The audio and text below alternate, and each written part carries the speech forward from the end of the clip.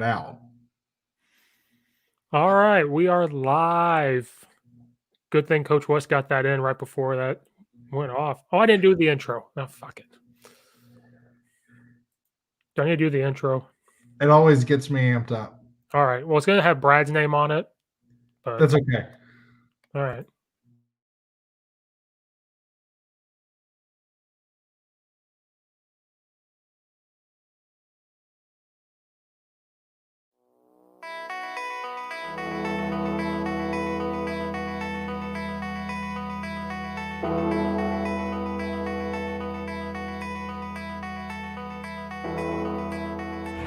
Let's get ready to rumble!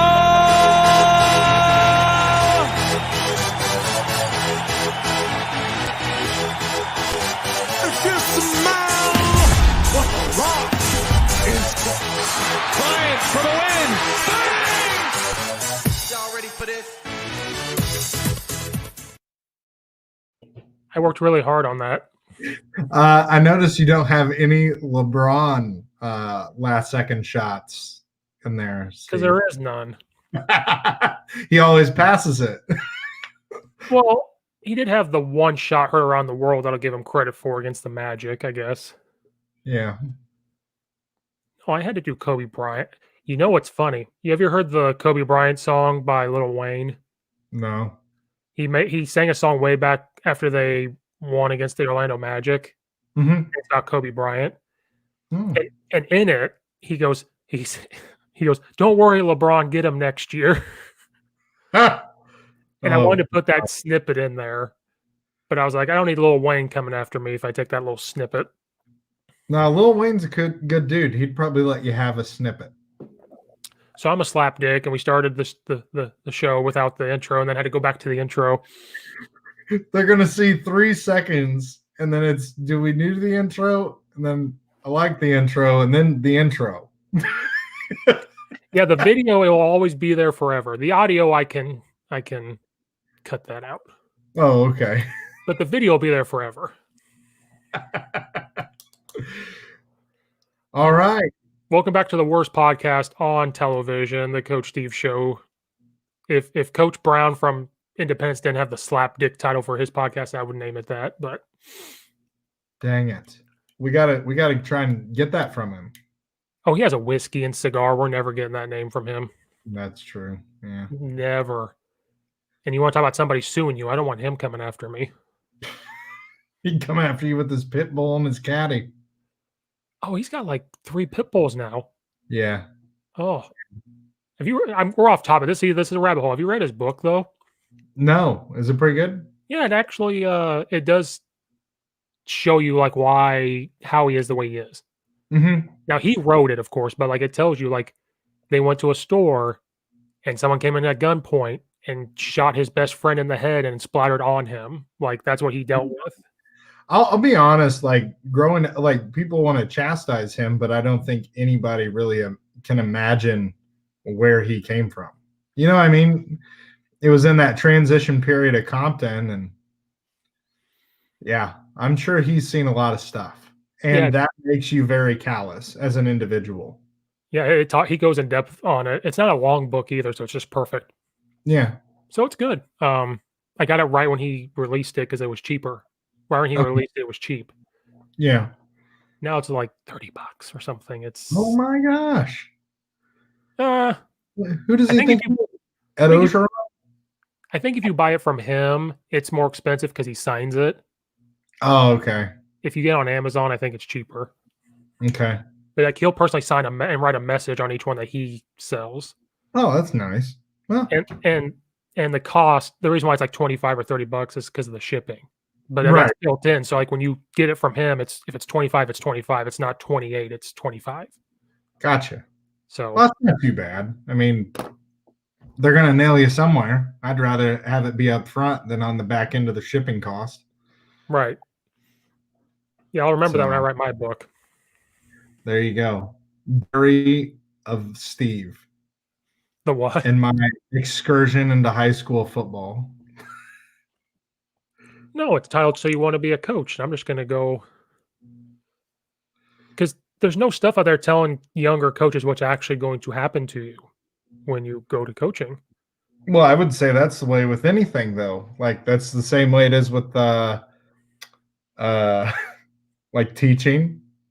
Yeah, They don't really tell you what's going to happen. You do what they say is going to happen. They don't know. I actually wrote the first Same with chapter. administration. I wrote the first chapter, I guess. I have to relook at it because I Yeah. probably told a story about a particular coach at Oakwood High School that I probably shouldn't have. Yeah. Well, you might. I don't know. Well, I don't use names. I don't say what school. I don't use names. Yeah, that's fine. I just say the OC said something to me. Then the head coach threw him in the office and said, "Shut the fuck up." I'll have to tell you that we're not recording what happened. Yeah. But the reason why I put that in there was because I said if there was any doubt that I want to be a coach and help kids out, this is one moment that sticks out to me. Yeah. You do what you do for the kids. And so I put that in there, and then I thought about it later. I was like, maybe I shouldn't do that. Well, I mean, it depends. I think it's important for younger coaches to realize you don't know everything. Right. And actually, until you fail, you really probably don't know who you are as a coach. Right. You know what I'm saying? Like, there's a lot of people who win early and they think they know everything, and then they find out later that that was just a false sense of security, and they were experiencing a lot of confirmation bias where they were just surrounding themselves with yes men. And your real learning happens when you face adversity and you're truly alone. You don't have that person to go to. Causes you to reevaluate things. Unless you're Coach Leonard and just know how to win every year. Yeah, if you know how to do that, then I guess you're like the human cheat code, right? He's like the Game Shark of high school football. He Remember the Game Shark? Yeah. You just get anything and it'd have all the. I mean, the dude's a whiz. He's an absolute whiz. I watched a few of his clinic stuff. Like the one was at a TFC. It was like funky formations, and like, dude. And then their personnel changes are very slick. I wonder how they like, you know how when they bring in like the extra lineman, but he's dressed up as like a wide receiver, so he has like a wide receiver number, or a wide receiver has a lineman's number, but they line him up out as a covered receiver. Like how they title those and switch those in and out so seamlessly, it's just impressive. And then they run plays super fast, and keep you off balance and can make subs.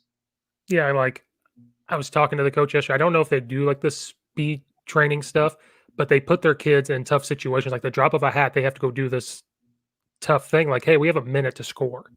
Like that's just the drop of a hat. And then the next time it might be like drop of a hat, he blows the whistle and they don't know it's coming.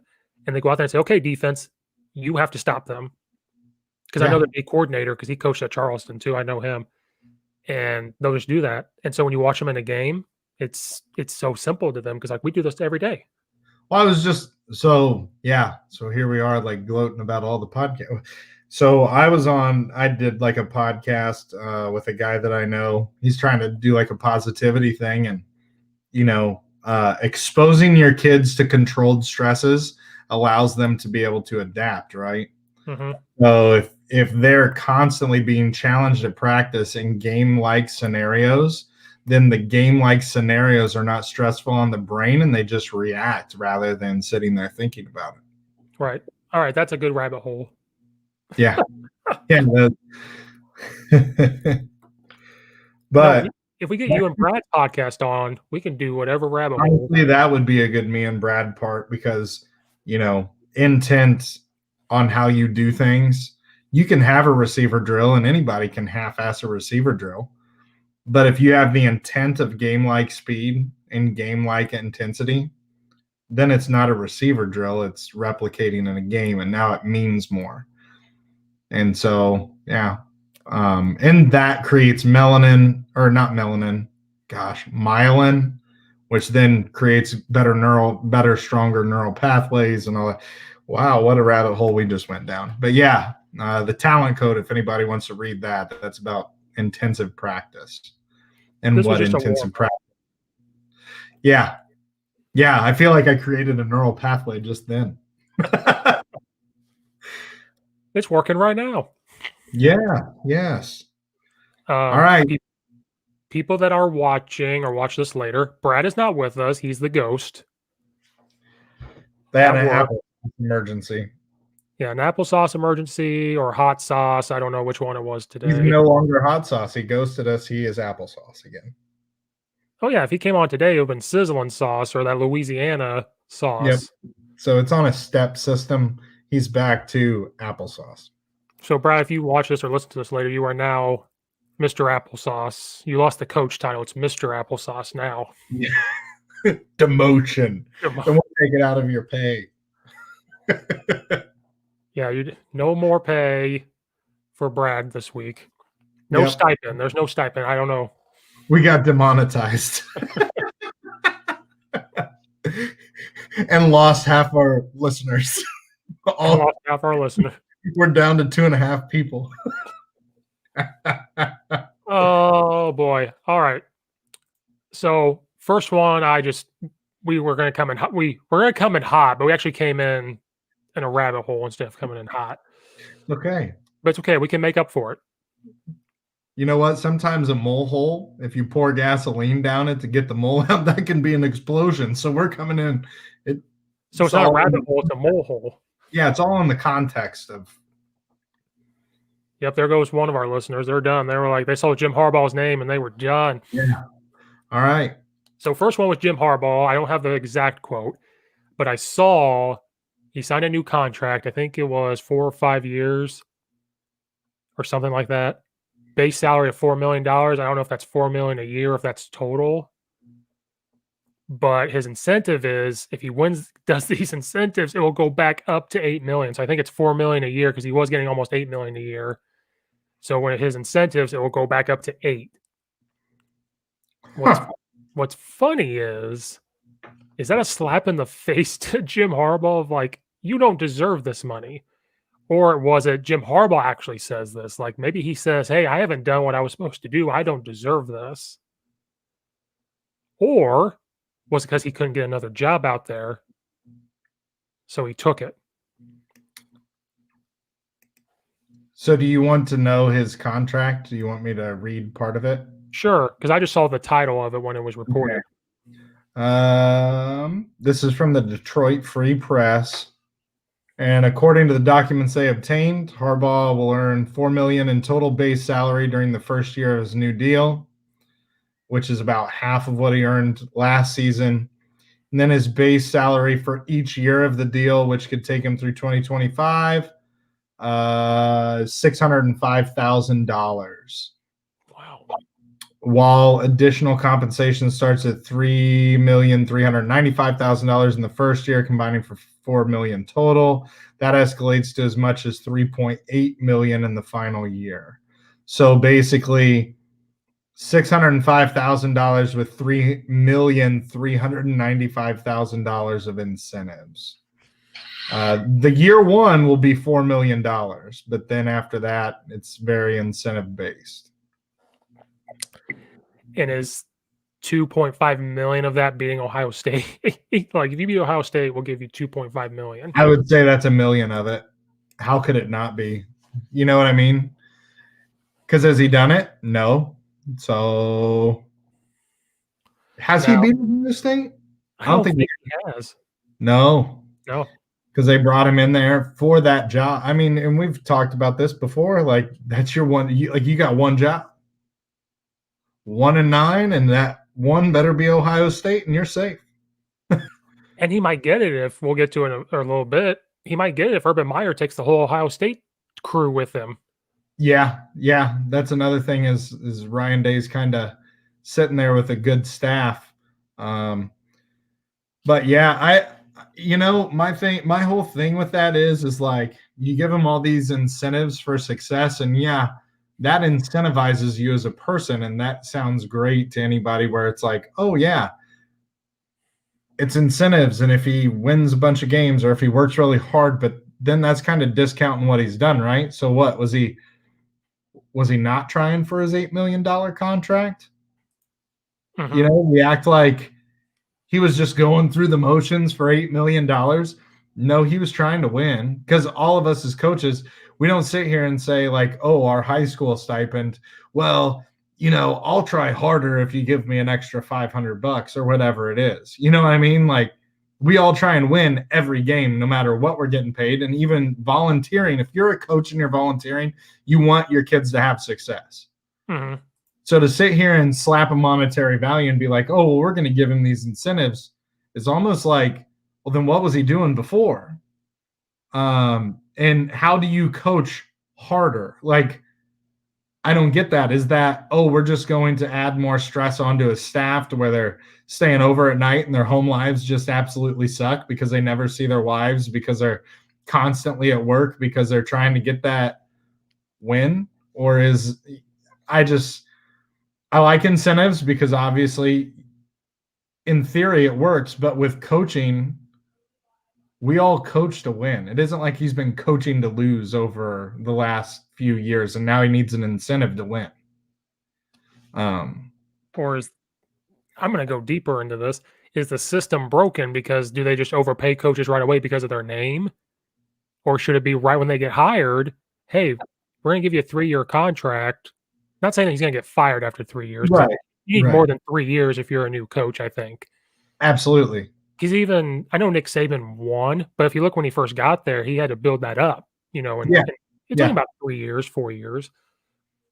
Should it just be that right away? Like, hey, we'll pay you, I don't know, $2 million this first year, $3 million, $4 million this first year because of your name, because you've had success. But then after that, it's incentive. Because here's when you add incentives, right? So like some of these places, this is really going to kind of jump into something, but something that's most definitely illegal. But if it's in my contract that I got to get a 5-star recruit, right? I get money. How much money am I willing to spend to get that kicker, to get a recruit? You know what I mean? Where does money and morals, where does that paradigm kind of shift? Do I care about the money or do I care about my morality? And not saying that he's done that, but I've heard of coaches that actually like have those kind of incentives. And it's like, so it's hard for me to compete with X guy over here. So if I can get this kid a little bit of money, then he'll come here. Then I get an incentive kicker. And it's the same thing with like having GPA incentives. Like, I understand it, and that sounds all and well with anybody, right? Oh, if your team has a good GPA, you get paid a bonus. But then how much of the time are the tutors not tutoring? Instead, they're doing something for kids, and North Carolina. Hey, here's a fake curriculum. I mean, they made an entire fake thing for them, but, Or should it just be rabbit holes? Should GPA just, instead of being an incentive, just be a raise? So maybe like when their contract's up, like, hey, your GPA was this, here's a raise for your staff. Not just him, just like the staff. Yeah. Instead of being like, it's not longer an incentive where you're going to have shady shit going on. Is it just going to be but it's still, if it's tied to money, right? It's how much can I spend? Because ultimately, if you think about it, if I am going to get a $50,000 bump for getting a 5-star recruit, I'll pay $25,000 to get a recruit to come to me, because that's the other half of that is money that I wouldn't have otherwise. Right? So if you had to spend $80 to make $100, you would do that because you still have $20 that you didn't have before. Kind of like yesterday, I won $50 off the Tampa Bay game, and I only spent $5. But thank you, Tom Brady. So, I mean, that's the thing is when you start monetizing things like that, it's people are like, okay, what can I do to have success? Right? And there's the right way to do it, and there's the wrong way to do it. But the right way is really freaking hard. I think the only incentive should be wins and losses. But I even think at that, I think it should be graded. Kind of like you. If I'm a first-year head coach, for them to tell me I need to win 8 games, if you're replacing somebody in college football, they've either gotten fired or they've taken a better job. There's like no in between. Mm-hmm. So if I'm taking over for somebody that's fired and I have to put in my culture to say that I have to win X amount of games is, I don't know. But then everybody wants measurables, right? And wins and losses is a measurable. But I'm kind of with you, like, what if instead of giving the head coach a bonus, what if you say we will increase your football budget by X amount if this is the case? Because then that money goes back into the team as opposed to individuals. Yeah. So then you can, so maybe I can get nicer equipment, or maybe I can give all of the staff a little bit of a raise. It goes into a football budget as opposed to one individual with heavy incentives and it's on their shoulders, Or like those, because NCAA rules, they can do team dinners. They can't really buy them food, but it has to be a team dinner. Yeah. Maybe that money goes to that. Like, hey, instead of just Thursdays or Fridays, maybe we do breakfast now because I have the money to cater. Yeah. And so then you start like taking care of things and you give people incentives, but it's not necessarily on the individual. And I mean, it's kind of like a reward system, right? Like a genuine reward system. So I could see that, but I think it's crazy to have like, we act like Jim Harbaugh hasn't tried to win. Well, he has. And then what's he going to do to try and reach those incentives? Yeah.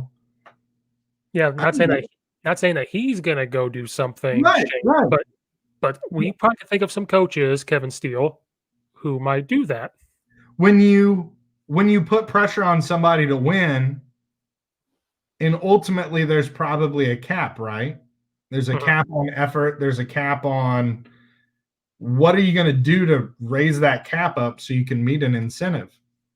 I don't know. And like people forget, he didn't forget how to coach. Yeah, Jim Harbaugh will forget more than me and you both know. And like, do people forget that he won at Stanford? So it's not like he doesn't know how college football works. Mm-hmm. Now he did have Andrew Luck, but like people forget, like he knows how to coach. He did good at the 49ers. Yeah. But has Michigan become hard to recruit for because it's in Michigan where it's cold? If I got first thing I look at, well, hypothetically, what we would say is the first thing every student athlete should look at is the academics. Yeah. Okay. If I got an offer to go to Florida or I got an offer to go to Michigan, okay, both similar. Well, no, let's see. Let's go someplace lower. What's a worser SEC school that's in the South? Mississippi State. Let's just say. There you go. Still in Mississippi. Is that warmer? Yep. Yeah. And then I actually think he was getting out recruited by Iowa and Wisconsin. Yeah.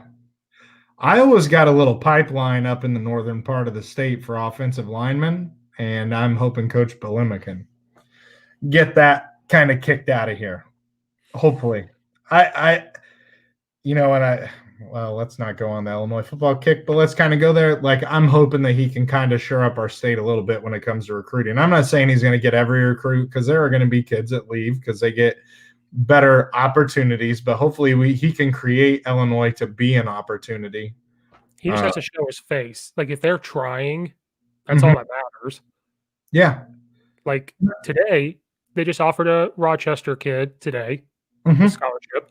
Then they just gave a scholarship to a Springfield High School guy who just committed to Rutgers, but he is recruiting him again. Yeah. So he's trying. Like, it's showing right now, like he's going to recruit them. And so maybe Jim Harbaugh does that. Maybe they don't get kids around Michigan. I have no idea. Yeah. Well, you look at when Illinois was good, right? Let's look at when we went to the Rose Bowl, right? Richard Mendenhall from Skokie, Illinois. Juice Williams was from Illinois. Martez Wilson was from Illinois. Jay Lehman was from Illinois. Britt Miller was from Illinois. Like, your centerpieces were from Illinois because they had pride. And then you add in an Aurelius Ben. You add in some pieces but your core, your foundation is Illinois. Mm-hmm. Because we have good enough football here that, coaches like recruiting in Illinois. There's a reason they come to Illinois to recruit kids in the Midwest. There's a reason Wisconsin tries to get a lot of Illinois kids. There's a reason Iowa tries to get a lot of Illinois kids. Hell, there's even a reason Indiana tries to get a lot of Illinois kids. And Missouri. Right? Missouri will stick up here. Yes. So we have good football in this state. And so to be able to, you can build a foundation off this state's football talent. There we go. That's probably the best way to state it. Because at Iowa, they know in Iowa, part of Illinois, and up north, they get the big boys. Yep. Big offensive linemen, tight ends. And Iowa uses fullbacks. People don't know what a fullback is. It's a guy with the running back if you don't know what a fullback is. Yes. But they know he knows he can get that. Big H-back. A mix between an H-back and an offensive guard, that's a fullback. For people that don't know. I'm the spread guy, but I still know what fullbacks are from our Oakwood days. And we know what fullbacks are. We know what a true H-back is. Yes, we know what a fullback, H-back, and a running back all look like. Yeah. And we can put them all in the same backfield. Mm-hmm. What now? That power eye. Let's get that power option eye. Coming back. That'd be crazy. I thought about it for coming out in something like that as an OC before. When I was at Charleston, I had it drawn up. I was like, my first year at Georgetown, we ran it. You line up against a non-physical team, and then you got 3 backs and an eye. And 2 of those backs love to smack people. Yeah, it changes a game real quick. I thought about doing it in the red zone. Yeah, it's just something different. Yeah. But, yeah, so Jim Harbaugh, Eyebone and Blitzkrieg.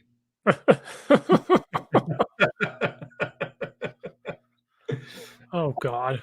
Was it God, so many things. Speed option right, speed option left, lead load. Was it lead load and speed? Something and like power. that. Yeah. But power without the polar. Yeah. Yeah, I don't know. What was that? Did we even run a counter where we pulled both the guard and tackle? When I was in high school, yes. A little bit. Dude, I was a tight end. Here was my job. Either arc to the backer or kick out the defensive end. That was my 2 jobs. I remember we ran it a couple times. Okay. The one I hated was when he tried to make me a guard and we ran that buck sweep toss. I hated it. Running. Yeah, yeah. Oh, I hated it so much. Because I'm 6'5". I'm not meant to turn and run unless I was the backside guard, then I knew I could jog. I'm like, I'm not going to get to nobody. I can just jog.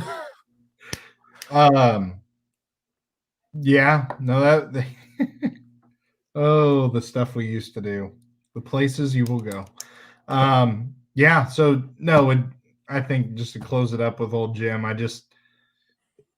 it sounds nice. I mean, it's going to be cheaper for the university, if he doesn't meet incentives. So there isn't probably as much pressure to fire him because because Michigan's a place where you're going to have to hire a Michigan person. How many Michigan people are out there right now that are really attractive coaches? And I probably couldn't name too many. I'm sure there's more than what I know, but. Right. And then I want people to hear this again. People hear these big contracts. I want people to know the school doesn't pay that full salary. Boosters do. That's my TED Talk. They need to realize that. And then you can go even further and be like, well, that's why Gus Malzahn kind of got out, was because the defensive coordinator went and talked to boosters. And he doesn't have a job. Not Gus. Kevin Steele doesn't have a job. Now, that just sucks. He's a good D coordinator, and then he had to go do that. Yeah. Well, and so that's what taints you, right?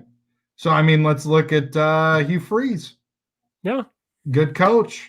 Clearly a good coach, but then, you just have something that kind of taints you. Side note, have you watched the new Last Chance U season at Langley College? Yes. I may be maybe getting their D-line coach on the podcast. He just reached back to me. Really? That's awesome. Yeah, I honestly love that because I think that guy that's a real dude. Not saying that the other guys weren't, but he is tried and true Oakland. And that's pretty cool. Brian Coughlin is his name. Yeah, the head coach. I like the head coach. I thought he was. Yeah, I reached out to him and he just reached back out to me. He was like, I'm so sorry taking so long. Yeah, let's talk ball and this and that. I'm like, oh. Look at that. You're just taking off, Steve. And maybe the OC from Milliken, too. Oh, nice. And the OC from St. Xavier University up here. Okay. I've heard of it. I don't know where it's at, but. I don't know where it's at either. I'll find out, though. I think I know where it's at. I just couldn't tell you off the back of my head. Yeah, you'll know the guy's favorite food before he gets on there. Yeah. There's somebody else, too. See, I haven't recorded anything. I've been lazy. Oh, no. And then I realized I only have like 4 more episodes to release. I was like, oh, shit. You got to build that stockpile up. You got to get those numbers up, Steve. Those are rookie numbers. And especially if we have sports, then I'm not going to do it. I'm going to be. You're kind of like, you're going to be cramming it in. Especially if they get basketball going right before football. If they push everything back like they think they're going to do, I'll just be nonstop. Can we just say this? Can we just like not do that? Yeah, because I mean, honestly, like, have you heard though? Like this was in December. Yeah, this is a rabbit hole, guys. So if you don't want to hear Illinois shit, then just stop listening. But the stuff I heard in December was if they could actually meet like adults and meet, they would start basketball. Like sometime in January. Mm-hmm. Push football into March. Mm-hmm. Everything would get pushed basically into July. Like the end of July, everything would be done. Then our normal football season wouldn't start till sometime in September. We would have to take another season cut to start in December or September. So there's rest time. Yeah. And at the time I was like, no, that makes no sense. Why, whatever. But now that we're at now, I'm like, I would do that. If you start a sport now and had football start in March, as long as the sport was going on right now, I'd feel comfortable with it. But if they come out and say, hey, we'll start basketball February 1st, push football into whatever, and we're not starting anything, though, physically right now, then I would hate it, I'll tell you right now, we need one sport to start. Because it's easy to continue to tell people no. When's the point of no return? When's the point where they finally cut that string of that carrot? When's that? They're not going to tell you that. And this, oh man, we're really diving down. Do we need to stop? Well, the IHSA tried to do the right thing and be diplomatic. And I say do the right thing very loosely because I think it was still the wrong thing. I think they should have made their stance early in September when the numbers were low. The stance when they said in November, well, we appreciate the recommendation, but we're still going to play. They should have been doing that back in like August. If not July, when they were kicking the can. But it took them 3 months to find their hypothetical balls to actually make a stand and remember who they're representing. Because they're representing student athletes and coaches and high schools. They don't represent the government. They're not a government agency. I also think, don't want to get too down for this is a rabbit hole, not a mole hole. This is a rabbit hole. Actually, it's kind of a mole hole because we're going to have a big explosion. It's going to be. I got a big ass mole out in my front yard. You can't tell me those things don't go down that far. I also think our government laid out a carrot in front of the IHSA too. Mm-hmm. When they had that one of their 4 meetings that they've had, mm-hmm. They probably hung out a carrot in front of them. And then then that last straw of, oh, we're going to have basketball. And then 2 days later, you know what? I've changed my mind. Well, and the constant undercutting, right? Yeah. Because let's be honest, before the football season, IHSA was going to make – do you remember this? The IHSA was going to make the announcement, and then Pritzker came out and moved his press conference up 2 hours so that he could undercut the IHSA, and then they just sat there like, what are we going to do? That emergency meeting, and then that's when they were kind of done. And so And part of this is I think the parents screwed up suing the IHSA. That's what Because screwed it up. And not to blame them, because ultimately they had the best interest in mind, right? But when you sue somebody who doesn't have enough money, they are going to default to whatever, right? Because if you throw out the two big L words, lawsuit or liability, people shut down on that, especially if you don't have any money. IHSA hasn't made any money this year. So They may not be a thing. They won't so be a it'd be thing. it'd be like me going to sue a hobo. Doesn't make any damn sense. Yeah. And so, like, I appreciate that effort, but they were barking up the wrong tree. Right. Their heart was in the right place. It was what their mind did was, we get it, we understand it, we feel it. It was just, don't take your anger out to them. Like, focus something else. Well, and I think it was on the surface, it looked like it was the IHSA. And honestly, with the way the IHSA was acting, it looked like it was the IHSA. But when you really look at it, it was the IDPH, the IEA. Like, I hate to say it, I'm part of the union, but I really don't give a shit about the union because they're just about useless. Because what is the point of having teachers if you don't have students? They can do it online. Don't get me on that kick because that'll just piss me off even more. But I hope that we have sports, but for the sake of athletes, so you're going to have kids that have went from nothing. Some of these kids have done nothing. Okay, they haven't been able to afford going and playing travel ball, all that stuff. And now you're going to cram a bunch of seasons with no rest where every coach is trying to get the maximum out of every kid. You're going to have some injuries that you wouldn't have had before. That's what, and that's reckless on that end. That's what scares me. And so, like, we talked about this. We said, no offense to football. I want football so bad. The two sports that need to happen is baseball and track. Yeah, because they didn't have them last year. So we said that from the get-go. So somebody said, move that to February. And I said, so then you're going to try to have football in the summer and then turn back around in September? Yeah, it doesn't work out. And you want to know what? Like, I feel terrible. Well, shit, I coach 3 sports. So, I mean, I feel terrible if a sport doesn't happen. But at the same time, it didn't happen for a few sports last year. Like, everybody else got theirs, and then you basically got crapped on. And then there's, like, our track program was up and coming, right? We had 63 kids out. We're the biggest team in the school, in a school of 350 or 360. We had 63 kids out for track. And I'm kind of worried. It's like, does that excitement go away? Am I back to year one all over again? Not that I'd have to go too far back because I've only been to, this would be my 3rd year as a head coach, but does the excitement from year one, how do I get that to carry into year 3? Because year 2 didn't exist. I worry about that a little bit. That's a head coach worry, but I would think you would still have excitement because hearing all these football guys and stuff saying they had the highest percentage of attendance. Mm-hmm. So maybe I think it'd be there if it's happening. Yeah. Now if it's like, oh, we're going to start May 1st and we're just waiting, then it's no more like that. But like if sports are going on right before it, then that excitement comes back. I think what they need to do is God dang, dude, we haven't even talked about Urban Meyer or anything. We're almost 40 minutes in. Illinois, they need to have a contingency plan. If football does not start on time, then football's done. Okay, let's stop. You can't smash a sport like football into a small season. Not with all the acclimatization and everything. Right. So then you move track. Like, there needs to be a if football starts on time, we're going to do this. And if football doesn't start on time, then we're going to move up track and baseball and softball and give them as full of a season as possible because they've been able to play those. Mm-hmm.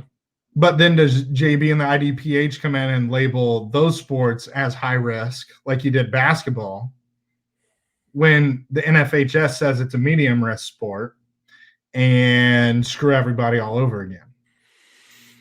Yeah, it was funny how basketball was medium risk until the season was about to start. Then it turned into high risk. It's funny how that. Impressive, right? Yeah, it's funny how. And actually, it's still listed as a medium risk sport according to the NFHS. So, Yep. All right. Well, Urban Meyer. I want to say this to piss off Michigan fans. Your expectations are too high. We were talking about this before we recorded. Your last national championship was 1997 with a stacked NFL team, but now it's kind of like Notre Dame. It's championship or bust, and I think that's where pressure comes on for Jim Harbaugh of like championship or bust. You don't even get there. At least Notre Dame sniffs the playoffs or sneaks their way in. Michigan doesn't.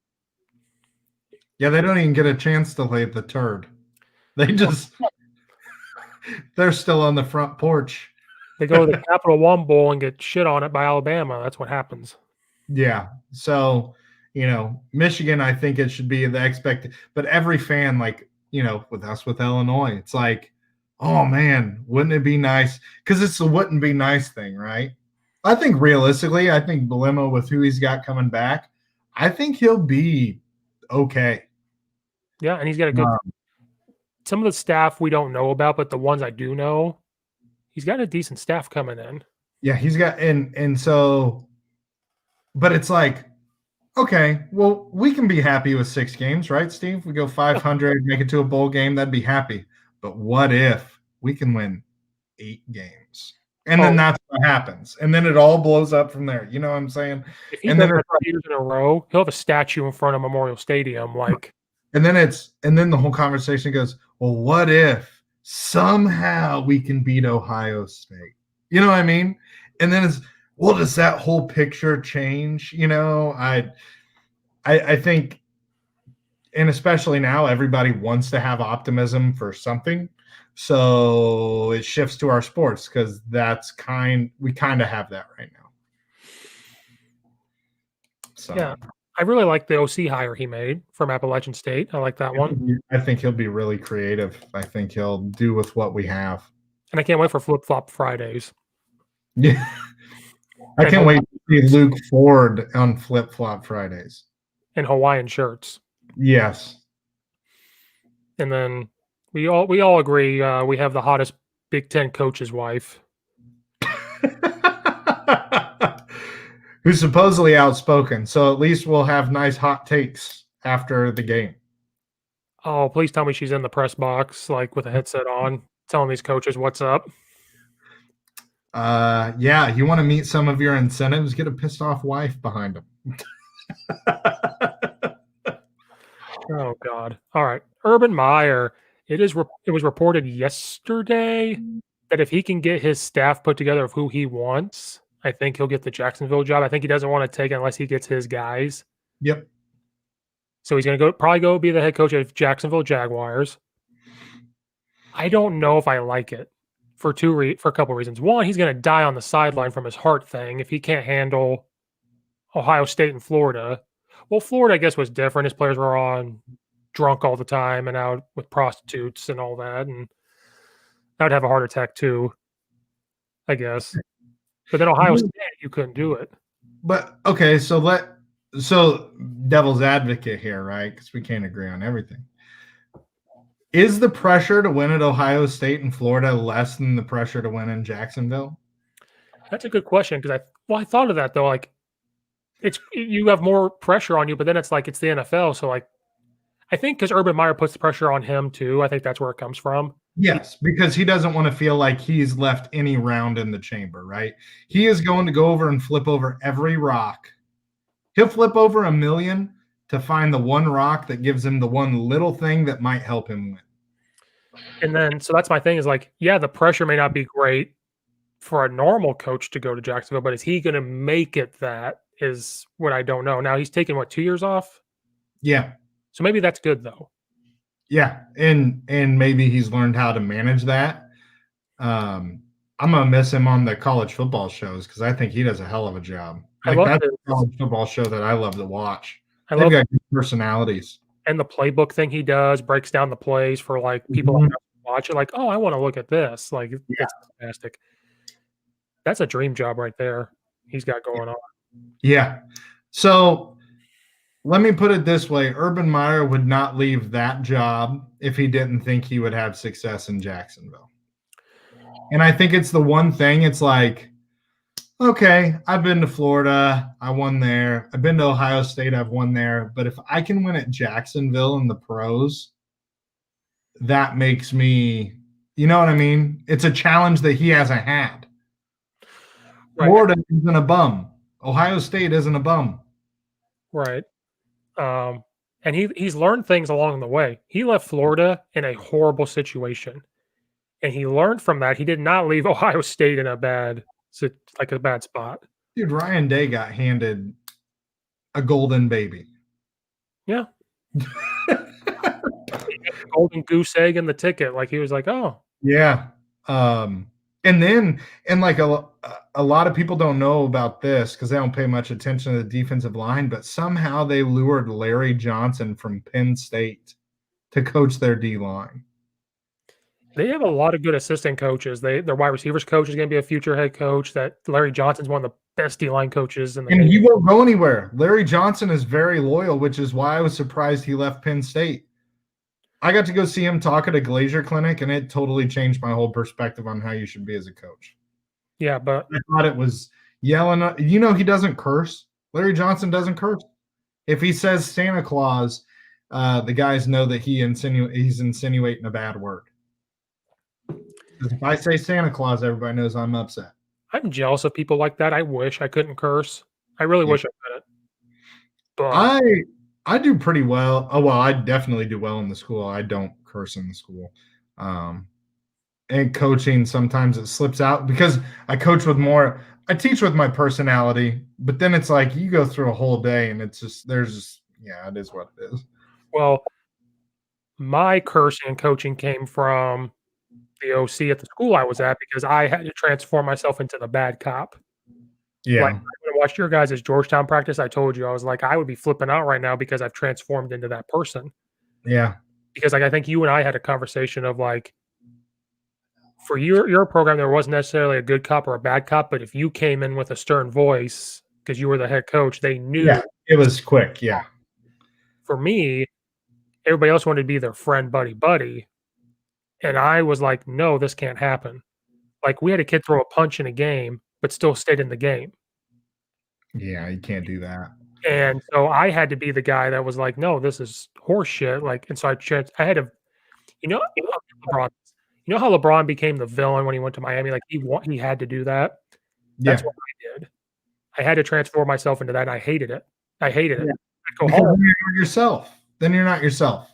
I think I told you that. I told you and like Coach Hogan that like I was like I don't like being at practice. I don't like knowing when I go in there I have to. Nobody's going to discipline these kids. Mm-hmm. Nobody's going to be that guy that tells them what they don't want to hear. Yeah. And I think there's a big thing with, so that can also be a chapter in your book is like, don't be somebody that you're not. You're never going to be the next Urban Meyer. I'm never going to be the next Bobby Knight. Quit trying to act like him. You need to coach with your personality and be you. And so that's what I do. I have kicked kids out of a track practice. And most people would be like, oh my God, my kids wouldn't come back the next day. They'd just be done. No, my kids came back. As a matter of fact, they asked me, because I'll never forget this. My throwers were throwing a disc and they were not abiding by my safety things, right? I wanted one person out in the vector. They collect all the discs. They carry them back in a bucket. Well, they were sitting there and playing like dodge a disc and seeing how close they could get. And finally, I had enough. I looked over there and I saw that, walked over, took the bucket. I let the kid collect all the discs because I wasn't doing that. Grabbed the bucket, carried him over to my car, said, practice is over for you guys. You can't be safe, can't practice. And didn't yell at him. Said, go home. Wasting your time. And you're wasting my time. So just go home. But then before they left, because I had told them I would come in on Saturday. This was on a Friday. I'd come in on Saturday. I said, Coach, can we still throw on Saturday? I said, yeah, I'll be here. Tomorrow's a new day. But today, you really irritated me and you're gone. Mm-hmm. Take it away. Fix everything. And so, you don't have to be that. Yeah, I have no clue how we got to this point in the conversation, but Well, because we're going to talk about he was transforming to Urban Meyer's personality. Is that going to fit well? Yeah, The way he coaches. Yeah. There is a different dynamic. You're not recruiting kids anymore. Now you've got salary caps and stuff that you're going to have to kind of shape around. So I think Urban Meyer will have success if he has a good GM that will work with him. Because in the NFL, what we're kind of hearing with the Bears stuff, and we can address this later, it seems like Nagy is not a Trubisky fan. He does not want Mitch to have success, right? But then again, me and you would both agree Mitch's success is kind of tied to Nagy's security with the team. And there's just a lot that go. Honestly, your best NFL teams are probably the teams where the coach, it's not that you got to be yes men because you can disagree, but when there's the best working relationships between the coach and the GM and the owner, and then the coach and the players. And like the coach is that mediator, right? Because you look at like basically places that have self-imploded. Look at like the Houston Texans with Bill O'Brien. It seemed like Deshaun Watson hated that situation, and like player or coach GMs have had success. Like I think Bill Parcells had success with the coach GM thing. But how many good coaches are there GMs? Now you're weighing two different things. And I think that's just too much. So I think it will depend on who he gets as a GM. And if they bring somebody who's kind of got his, the NFL, you can fail real quick if people don't want to change the way they do things. I can't remember who it was. Talked on an NFL show. Was it Chris Carter, maybe? He said every NFL quarterback is a good player. But it's just what is the head coach going to do to be able to let that player have success? And it's crazy to think that they would railroad somebody out of a job, but they do it because it's a business. And if this guy might get me an extra 2 wins next year, I'm going to make this guy look like crap, so we cut him or trade him.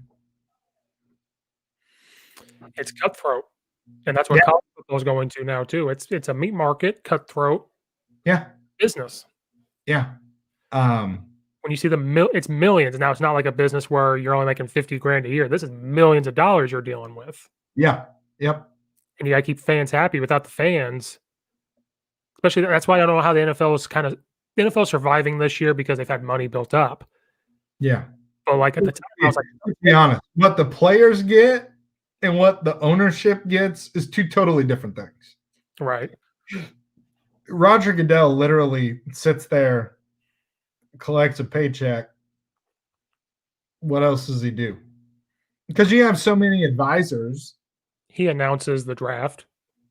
Oh, there you go. Yeah, the first round, he shows up. And that's about it. So like that's my thing. I just yeah. But I think that the players, the players are going to want more money again. I personally, because the NFL is a multi-billion-dollar business, the players don't see close to that, except for Patrick Mahomes, which good for him. And it's non-profit. People need to realize that NFL is non-for-profit. Yeah. That's why you only got to play. That's why you only got to get to your second contract to get retirement. And that medical stuff. Yeah. Your healthcare. Yeah. You just need one contract or get to your second contract. But yeah, Urban Meyer is going to go if he gets his staff, and it's going to be a lot of the Ohio State staff. And I think the reason why he wants all the Ohio State staff is because of his heart problem. I think he wants people there to know that they're going to do their job. Yes. Well, and with coaches, they have their system, right? His guys are his guys. There's 4 coaches that he won't go anywhere without. And you know what? He knows that those guys work. And if I have guys that I enjoy working with, I'm going to want them around me wherever I go. And when you're Urban Meyer, you can say these 4 guys are coming with me, and those 4 guys know, because being an assistant coach can be stressful as hell if you're under a derelict. Mm-hmm. So they know what's expected. They'll get paid because it's the NFL. You know, there's a limit in budgets when it comes to that. But if you're one of Urban Meyer's like guys, if you don't think he's going to take care of you, you're crazy. And then it's Jacksonville, Florida. Once again, we just talked about, would you like to be in Ohio in November or Jacksonville in November? So, yeah. And then in the NFL, he'll like in college, he had coaches for everything and things for everything. NFL, he's gonna have more. So you can have more resources to handle things to where he doesn't probably have to do anything. He'll probably just literally be the CEO in the face on the sideline to where it's not as much stress. You want to know what he'll be? He'll be about 15,000 reasons as far as season tickets are concerned. I bet you they bump up that much. And then you get him, and then you draft Trevor Lawrence, who's been the face of college football for 3 years now. You've got, I mean, you're talking possible sellout that first game. Yep. Because he ain't going to draft Justin Fields. And the table is set for whoever they draft, which we can talk about that in a second if you want. But hands down, I think it's Lawrence. I talked to my buddy who's a huge Jacksonville fan. He says Lawrence has won for 3 years. That's why Trevor Lawrence. I said, okay, respect. I just wanted to know. That will be a sellout. That first game will be a sellout. Mm-hmm. That's 2 polarizing figures. And James Robinson's not a bad running back, and DJ Chark's not a bad receiver. And then if they draft well, that second round pick for them, that's just as valuable as the NFL Super Bowl winner. Mm-hmm. You know. So I think they're in a good situation. And then if, say, they keep Minshew or something like that, he's going to compete. Now you've got a competent backup or somebody who can win maybe the first 2 or 3 games. I don't know if he's under contract or not, but this would be his 3rd year in Jacksonville, so I'm sure it is probably his last year. Yeah, because he was drafted in the later rounds. I think it's only like 4 years or something like that. So, which I like Minshew. Yeah, I do too. I think he's a gritty player for a small market team. Who did we say he was like? McMahon. He reminds me of McMahon. Yeah, just got kind of a swag to him. And it's truly a beat to his own drum. Mm-hmm. He's not your prototypical pretty boy. He's going to have his mustache and do all kinds of crazy things. And brought a lot of attention to Jacksonville. Minshew Mania was a real thing. You know, when Jacksonville was irrelevant, Minshew made them relevant. Like, I don't think that can be understated. That's why I'm glad when the Bears play them, they put Glennon in. I'm like, oh, thank God it's not Minshew. Yeah, because Minshew would have somehow pulled a rabbit out of a hat and they would have beat us. Yep. When it was Glennon, I was like, okay. You can win. Steve, let's be honest. We both knew what they were doing when they put Glennon in.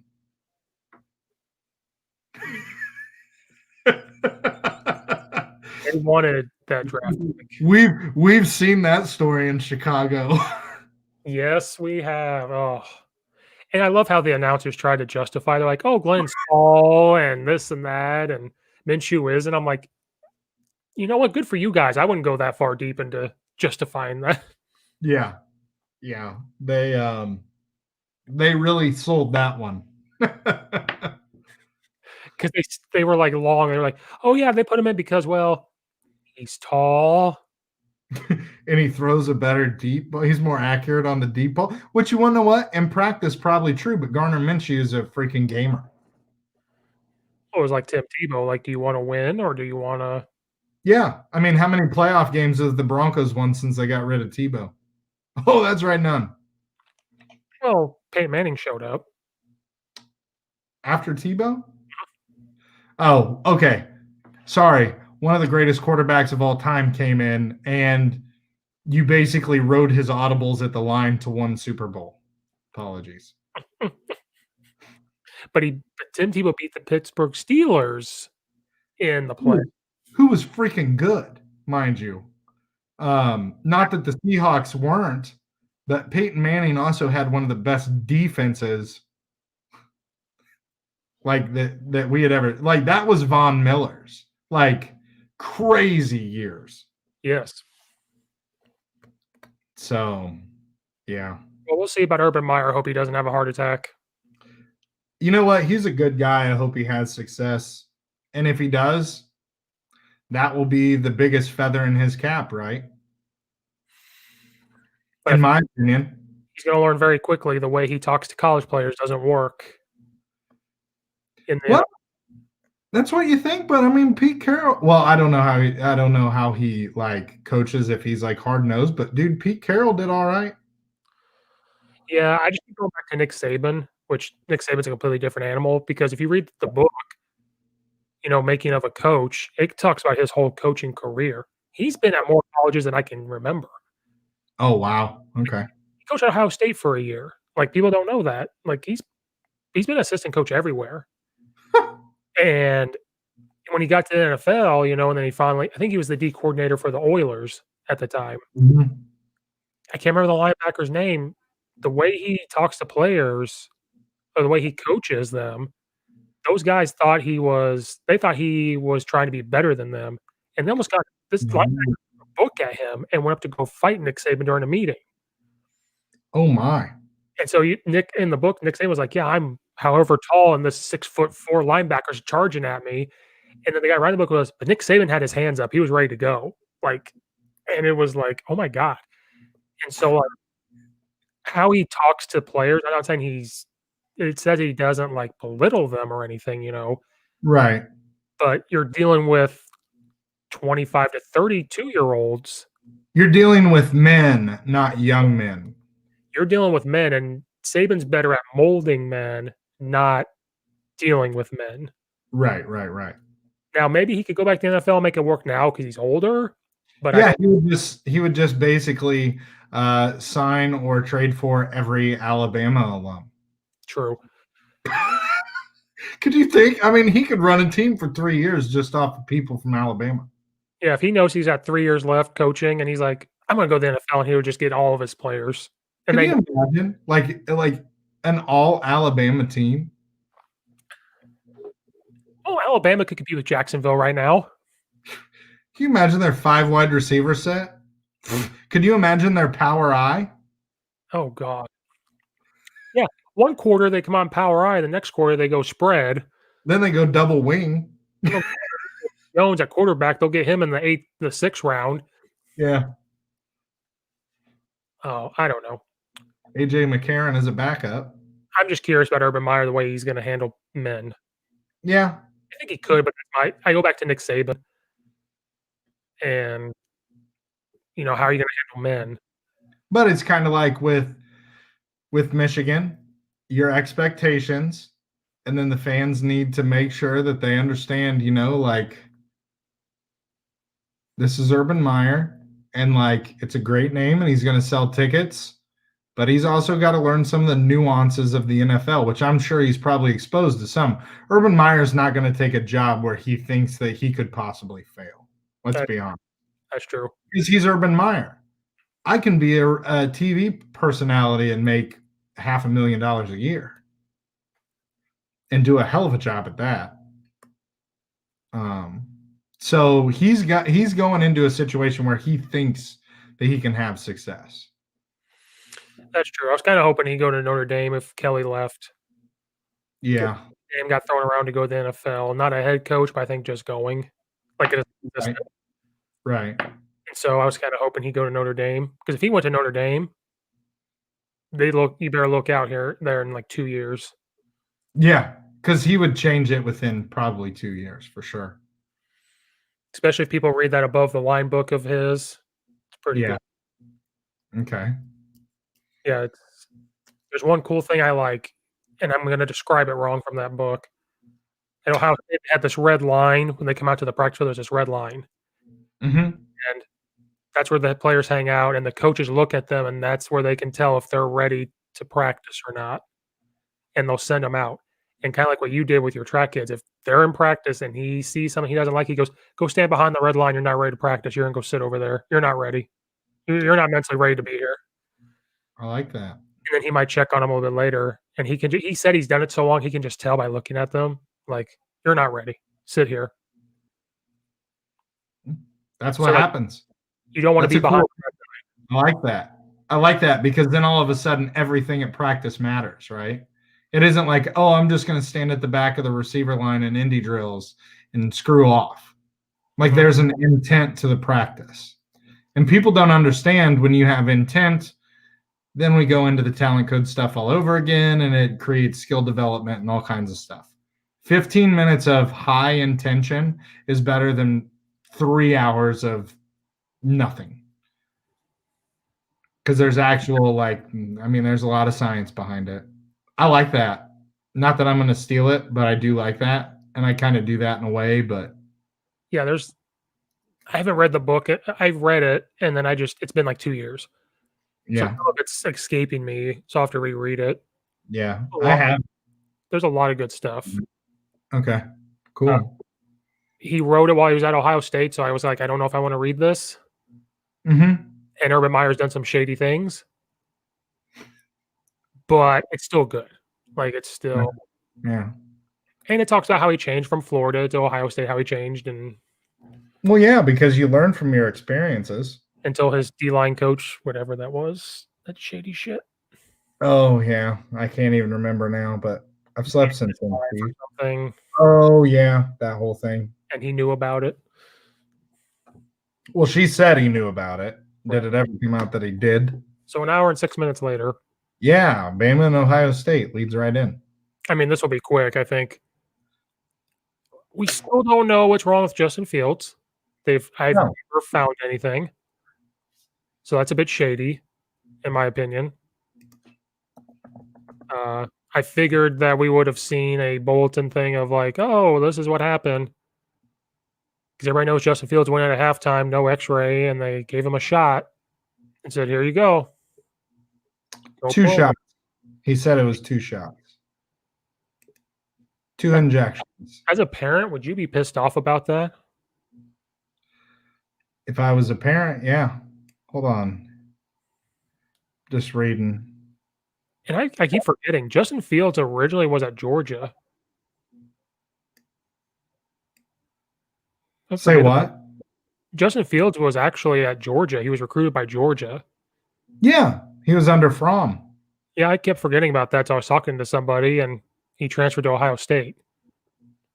Yep. And so they're like, that's why they don't think he's as good as everyone says he is, because like you went to Georgia behind beat out. Yeah, so you may not be as good as you think, except for when they played Clemson. That was the best game of his life. Oh my gosh, yeah. But I will say this. It is kind of weird because I just looked it up and he just said the training staff did stuff that was good by me. Well, as a player, you're always wanting to play, right? Ask any player when you get to that level, when you're playing for a national championship, you want to come out of the game? Nope.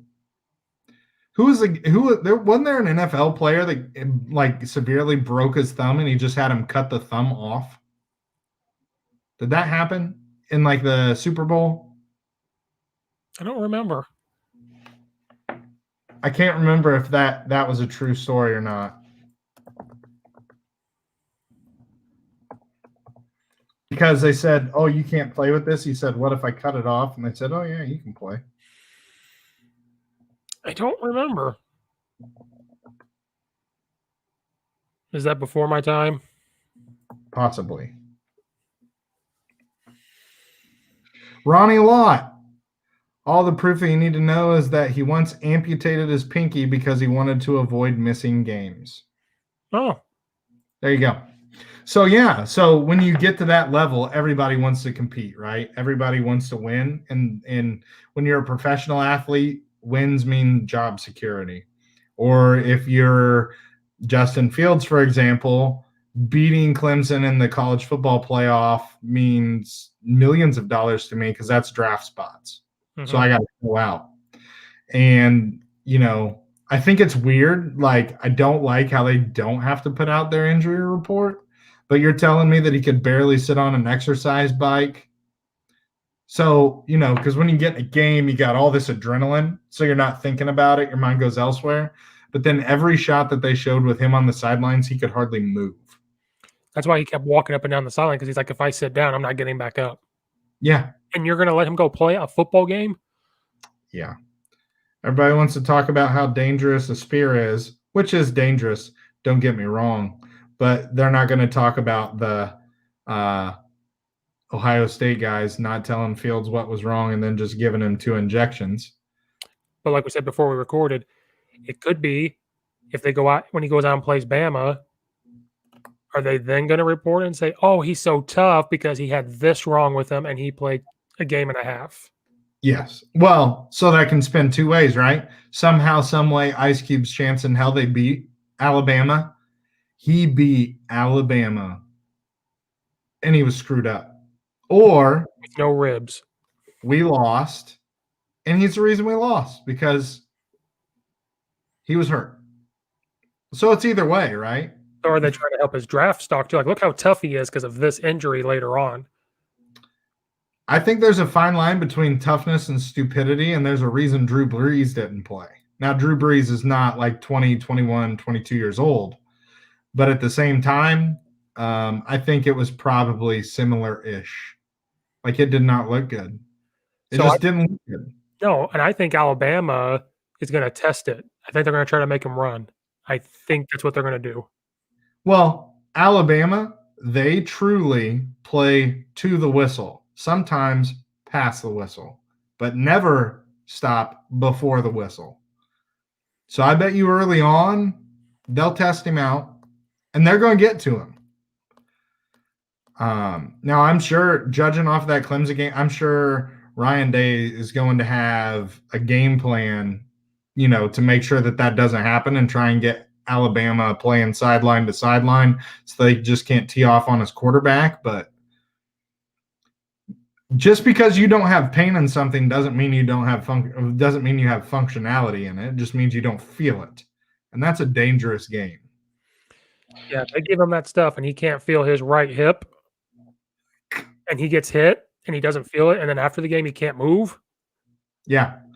I mean, So it's dangerous. I think Alabama will come out. I don't think it'll be a blowout, but I could see like 14 points or something like that. I think Ohio State will play hard. I just don't know. There's a huge question mark. Is Justin Fields, what's wrong with him? Is there anything wrong with him? Hell, how many kids is Ohio State going to miss because of COVID? Because, we talked about bumping this game back, and I don't think it was because of COVID. I think it was because they wanted Justin Fields to get healthy. Mm-hmm. Because, I mean, at this point in time, COVID's probably went through Ohio State's football program like 4 times. Because it dates back to Illinois, that Illinois game. Yeah. Back to that. That's maybe why you don't bend rules to get teams in that clearly don't have a handle on COVID. Even Illinois had a handle. With Smith. Well, he did something good. Yeah. Maybe that was an incentive. And that's how he got fired. Play every game. Or like Northwestern, they did not have one positive case. Yeah, really weird. And Fitzgerald is the most underrated coach, I think. He doesn't get a lot of love. Yeah, because he's been there a while. The Allen guy at Indiana, I think, is almost there, but I think Fitzgerald is established. Northwestern wasn't anything before Pat Fitzgerald got there. I mean, Indiana isn't, but Tom Allen isn't at that level yet because he hasn't been there long enough. Well, if this podcast goes on for 2 years, 2 more years from now, we can go back and say, now Tom Allen's established. Yes. Because I'm closing in on 100 episodes, too. That's just crazy. Yeah, you're going to be famous like Amos, like the cookies. Yeah, I'm only 1,485 away from Joe Rogan or something. You're almost there. You're doing good. No, Ohio State has 3 things. Is Justin Fields going to be healthy? Can the O-line run block as good as they did against Clemson? And is that running back going to still be hot? Sermian, whatever his name is he going to be hot? See, I'm going to tell you right now, if I'm Alabama, I am saying Dylan Moses, you have one job, and that's to make sure Trey Sermon doesn't go anywhere. And like you would spy a quarterback, I would just spy him. Or have a monster back, That's the thing. Like, I don't expect Alabama to shut them down, but you gave Nick Saban 11 days to come up with a plan to at least slow it down. Yeah. Not give up those big, deep balls like Clemson did. Yeah, and I think Alabama is capable enough. Alabama can match up on the outside. Surtain is probably one of the most physically gifted corners in college football. Job is a hell of a corner. Their slot, that's the true freshman, he's a good corner. The one thing that worries me is if they try and get Sermon out, which they haven't done this yet, but trying to get Sermon against Dylan Moses in pass coverage. Right. That's what. Yeah. Yep. But kind of where do you spy him, and then say Justin Fields? If we're going to lose this game, Justin Fields has to run, and we're going to test that hip out. Yeah. And then I don't see Ohio State stopping Alabama's offense. No. Especially if Waddle comes back and he's a game time decision. So with as hidden as Ohio State's been with Justin Fields' stuff, as Alabama has been with Jalen Waddle. And honestly, they're going to err on the side of caution. They're not going to ruin Jalen Waddle's NFL chance for one game. But if he can come back and play, oh my God, to have him and freaking, oh gosh, good luck. Because I said this, Clemson's play calling pissed me off because they should have attacked the corners and safeties. Even if it's a 5-yard pass, I don't care. You're attacking them. Yeah. How's Alabama going to do exactly that? What we're going to see? We're going to see those. I got to get my hand right. Those two receivers, and then you're going to have Devontae Smith over here, and they're going to go whoop, and Devontae Smith's going to go whoop. And they're going to score probably 2 touchdowns on that. They score on that play every game. Did you watch that Steve Sarkisian Nike video that coach put out? No, I need to watch it. It's on. Dude, he keeps it so simple. He just disguises it. Everything is simple. He disguises it. Yeah. And he's like, we don't have RPOs built into every run play. Because if you did that, the quarterback would just throw the ball every damn time. Yeah. I've seen a lot of coaches where if it's inside zone or something, everybody's blocking. Yeah. So I've even, Jesus, we're really getting off topic, but I've even thought about tagging run plays with if you're tagging it with a route combination or an RPO combination. Calling a run play, and if I want you to block, it's called something. If I want you to bubble block, it's something. If I want you to run a slant, it's something. And you tag it, and you have 4 different route combos. I can give you some tips here. When I was at Lombard, it's real quick. Lombard East, the rule was if we called inside zone and the running back was 2 years on the side with the wide receiver. So if you're in a 2x2, yeah. Back was on. I'm the 2 wide receivers, and I look, and the running back is on my side. Mm-hmm. We're running a bubble. Yes, yeah, because that's easy to do. Right, and it's not if the quarterback will think about throwing it. You know what I mean? That's one of those where he actually is going to think about it. The guys on the right side are all run blocking, and the reason we did that was because when we did the inside zone where we had the right tackle arc release, blocking, it was just set up perfectly. Gotcha. But there's some different stuff out of trips that I would want to do, and I didn't know how to do that because I like trips. A 2x2 is nice, but I like trips. So what people are doing now is they're taking quick game concepts, and that's their RPO. So if you have inside zone called and everybody blocks, well, then if a coach tells you from the box or whatever, coach, stick is there because they're doing this, and you want to be comfortable with it, you go, okay. You call, let's say it's Zorro, zone right. So I'm going to call Zorro stick. So in your trips, they're running stick. You have Zorro up front, and the quarterback knows. My read now has become that backer for stick. If I don't like it, I hand it off.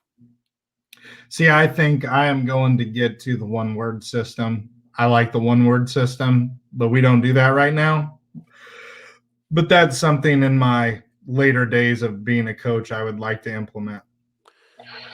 You're seeing a lot of that because what people were doing was they were adding RPO plays. So now you're just creating this big-ass playbook. Yep. So like, why not just marry your quick game? Marry it together. And then it's just 2 words. So like you said, That's what we did at Lombardi. So like everybody ran the bubble and everybody else blocked. Well, what if we wanted those guys that were blocking to do something else? Well, you just said it. So you were like, hey, we're going to do, I'm just going to say Zorro. Let's say, okay, it's Zorro snag. Well, the wide receivers know if the running back's on their side, they're still running the bubble. We want to be able to run a bubble go. We want to keep those guys to fall asleep. Yep. Then the guys that were normally blocking are running snag. So it was just the quarterback kind of knew, hey, fuck the bubble. I'm going to look at the snag instead. Yeah. Yeah. All right. Now we really went off topic there. That's what Sarkisian does. He keeps it simple like that. So I don't see Ohio State slowing down Alabama. I don't think Ohio State can keep up with Alabama scoring, but I think they will score. They will. Like I said, 14 points I could see if Fields gets on a roll. If Fields can't move, we're looking at 35-point difference or something. You know what I mean? I think really it is on Fields because I think Alabama will be committed to stopping the run. Because if you look at the games where Ohio State's won, the big games, they put the ball in the hands of Trey Sermon. Which that's what opened up that deep ball against Clemson. Because what did they think about it? They're like, we got to watch him. Alabama won't let that happen. Yeah, and Alabama's got good enough. Alabama's corners are premium corners. And I've said this a million times, and I'll say it again. Alabama spent all that energy when they played Clemson years ago, and when they went to play Georgia in the national championship game, they were just so mentally drained from all that work that Georgia actually should have won that game. Yeah. I think Ohio State put all their mental energy into Clemson. Yeah, was Clemson the national championship for them? Yeah, so they put all their energy into that. Now, I know they've had 11 days, but then how many reps has Justin Fields taken? Yep. Since that injury. So they put all their mental energy into Clemson. They won. You're not done yet. You got to go play Bama, who is rested. Because I know we're talking about momentum, but I thought about it some more. They're probably rested. Yeah. And ready to go. Yeah, I think rest-wise, I think Alabama will be just fine because I think Nick Saban trusts those sports science guys. There will be no, to me, there will be no argument of, oh, they played 11 games and Ohio State only played 7 games. Like, I think that their guys will have them ready to go. That won't be a reason. Yeah. I'm scared because I said Clemson was going to beat Ohio State by like 30. And so for this game, I'm just saying 10 and a half, just to be on the safe side. Yeah. I would say max 14, minimum 10. And it's going to fall somewhere in there. But if Fields is all of a sudden not a no-go for a half, yeah, it could get ugly. If he's a no-go and if there's no big plays, if Ohio State doesn't get the big runs and whatever, then it could get ugly by like 20 points. I think that's the thing. I think Alabama is going to defensively just try and turn it into a grinder. Mm-hmm. Because if there's explosive plays, I think that it lets Fields get in a rhythm. And honestly, like, he played amazing against Clemson. I worked on that one. And kudos to him because there was a lot of people saying, well, he hadn't beat anybody.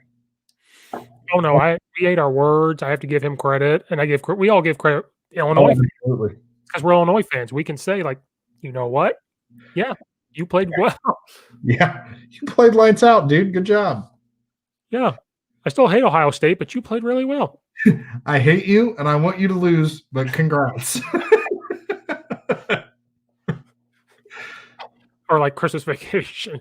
Kiss his ass. Kiss my ass. That's what I think of Justin Fields. There was one guy who I got into it with on Twitter, and he was talking about like how, we can disagree on things, but we still respect each other kind of thing.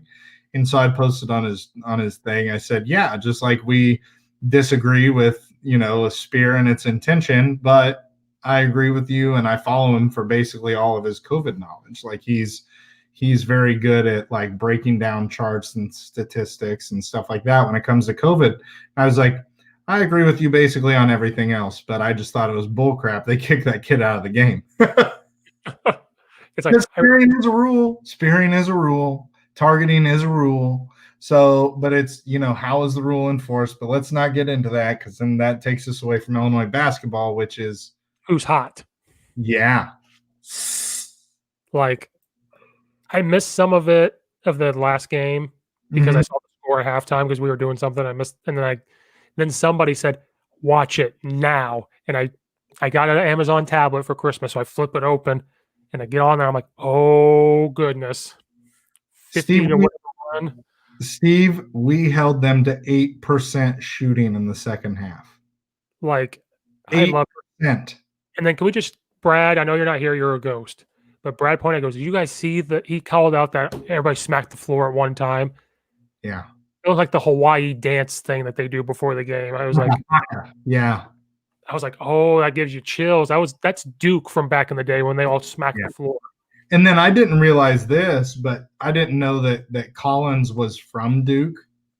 And so they thought that might have been a slap in his face. And I was like, no, it wasn't. It was like, we were just amped up to play defense. Because there's in the first half, we played like absolute butt. And then in the second half, they had like Northwestern had like 7 or 8 turnovers in the first 5 minutes. Jacob's still with us. Yes. Kofi is not only a monster slapping the floor, but I was at the game where he punched the referee in the head too. And when I saw that happen, I felt that pain in my skull. Because I don't think they replayed that like that much at home, because I watched it. We DVR'd it, and I watched it at home. And they didn't play it enough to see that live, because it was a big play. All the eyes were on Kofi, and then he freaking went, boom. And I mean, it was literally like a caveman, just, like in like the cartoons where they like bop the dude on the head and it just passes out. That's what happened. Like the referee just kind of did like this little stammer and then collapsed. And I mean, it was ultimately the emotion of the game, but how cool is it for us to have a big man and then, like we talked about before, have like DeMonte Williams have such an improvement, because he's whether we want to say it or not, living in his dad's shadow, because his dad, Frank Williams was right amidst all of the Illinois success when we first kind of took off with like Bill Self and stuff like that. And probably one of the first teams you remember, Steve, to be honest.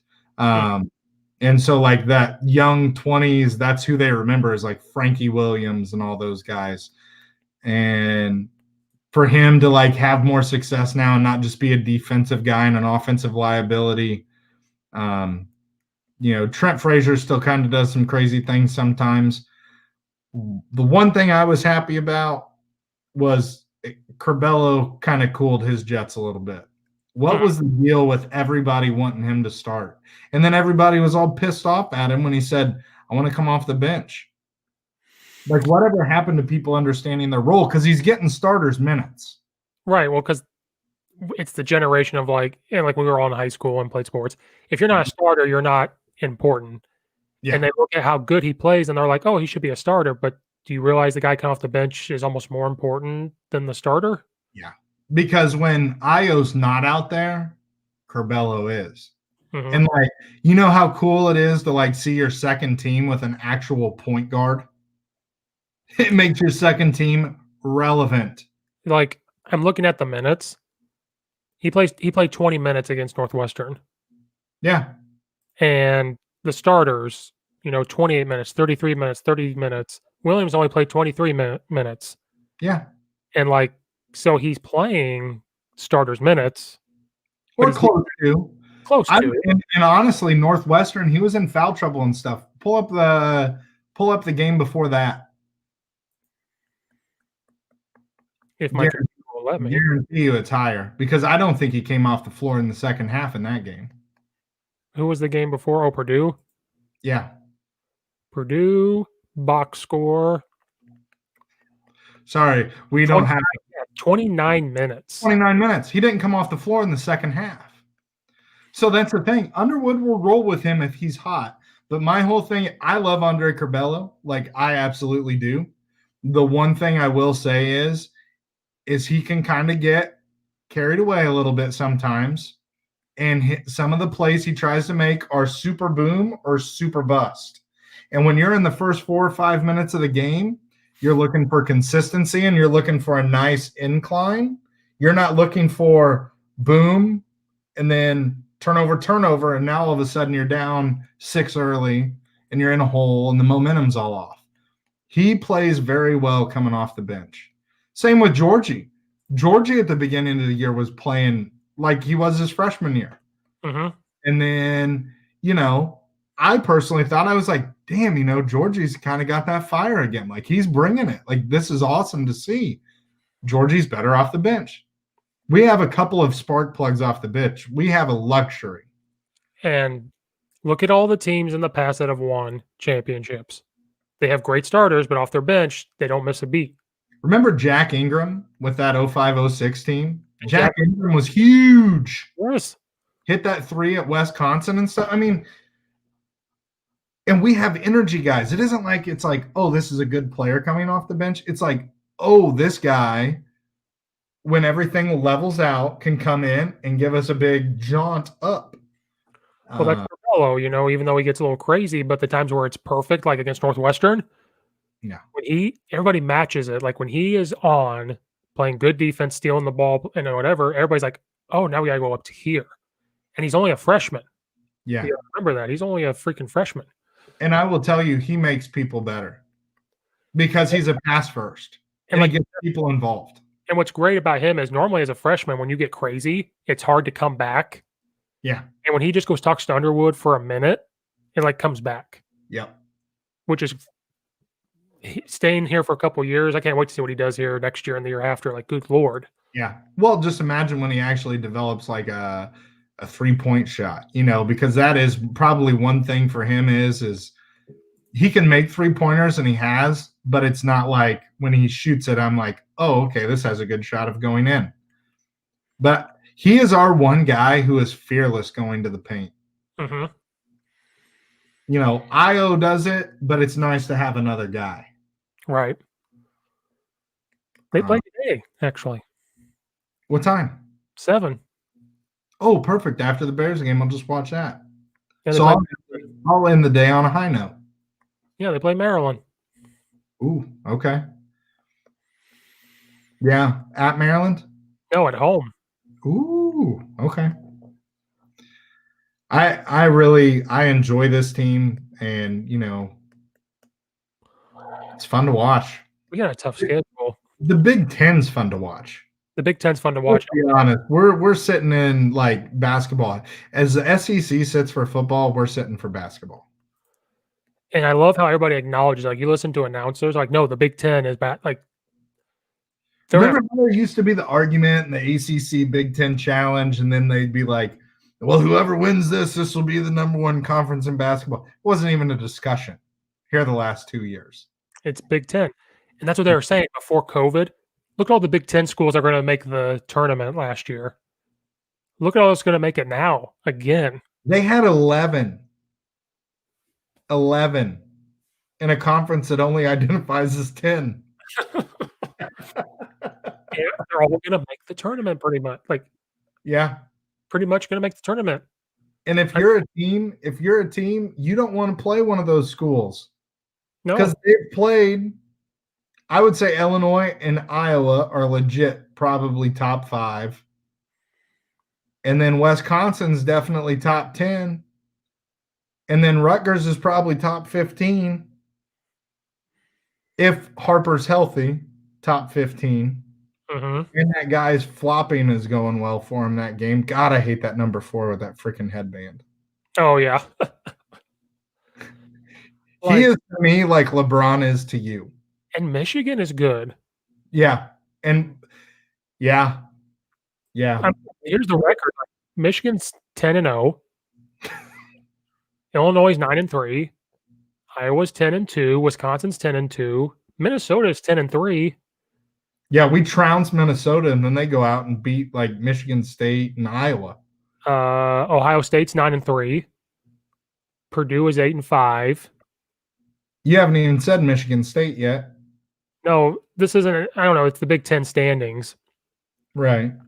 Northwestern is 6-4. Rutgers is 7-4. Indiana's 7-5. Michigan State's 8-4.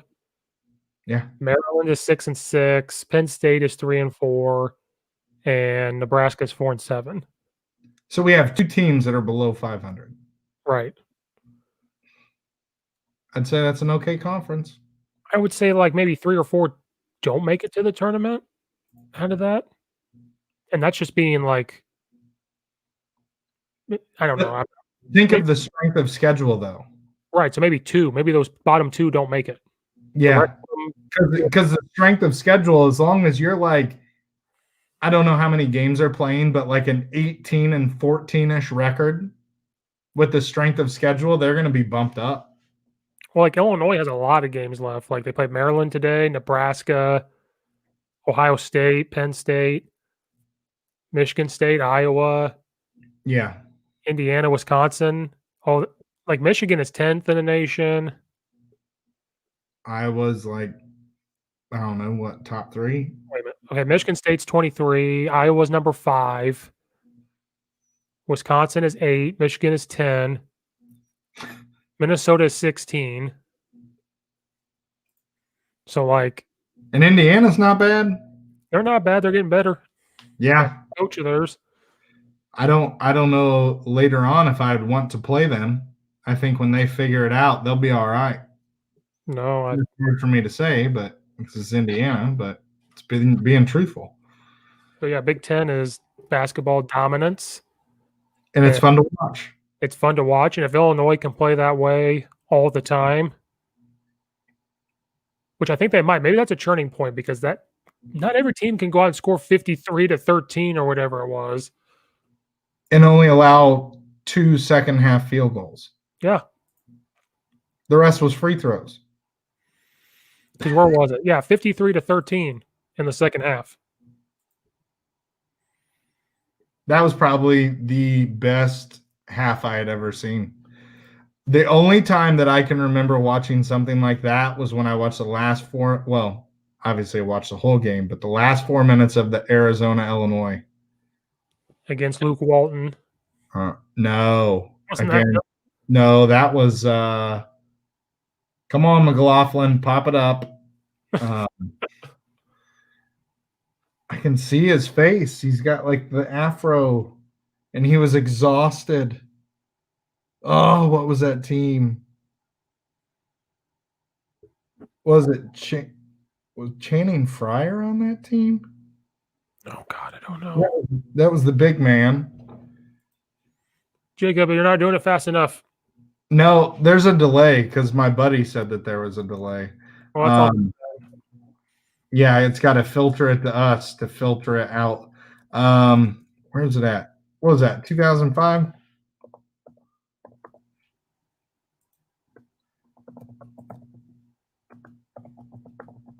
Was Varejao? Was Lute Olson the head coach then? Channing Frye? Yes. This is not that team. Wait a minute. Was it 04-05?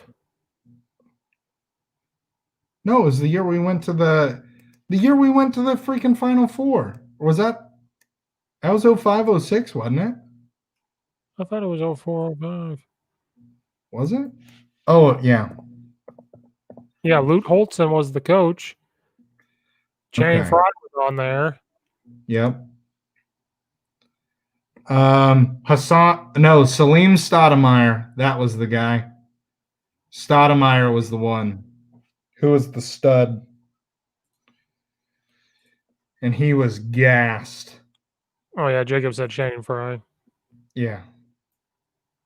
No, I haven't seen that since that, and I didn't know if Illinois could ever do it again until they did it against Northwestern. Northwestern was playing good. Northwestern's not a bad team.